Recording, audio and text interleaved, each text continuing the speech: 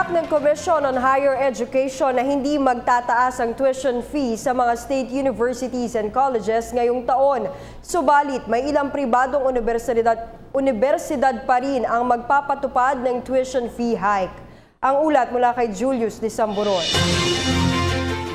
Siniguro ng Commission on Higher Education na walang mangyayaring tuition hike ngayong taon sa mga state universities and colleges o SUCs. Tugon nito ng komisyon sa lumabas na ulat na posible daw ang taas matrikula dahil sa mababang enrollment rate bunsod ng implementasyon ng K-12 program. Paliwanag ni CHED Executive Director Attorney Julito Vitriolo, may sapat naman kasing pondo ang mga SUCs. Merong subsidy yan from the national government. Meron silang capacity to generate internal income.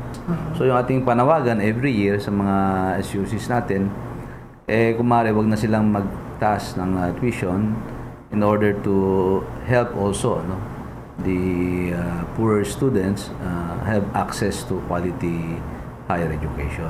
Sa kabila nito, nilino naman ni Attorney Vitriolo na may ilang pribadong universidad pa din ang magtataas ng matrikula. Susumahin mo, out of the 304 applications from the private HEIs, 200, more or less 258 dyan ang napayagan na magkaroon ng konting increase sa kanilang fees based on the tinatawag nating education deflator. So ang national average ngayon ng increase across the regions something like 5.1%.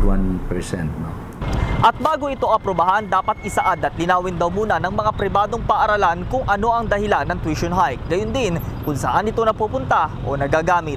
The incremental proceeds will be used, for example, usually yung benefits ng mga teachers and non-academic personnel, augmentation or acquisition of new equipment, new facilities, refurbishing ng kanilang mga facilities, etc. Para sa PTV News, Julius de Samburon. Ako po si Cathy San Gabriel. Subscribe na sa PTV YouTube channel. I-click lang po ang subscribe button.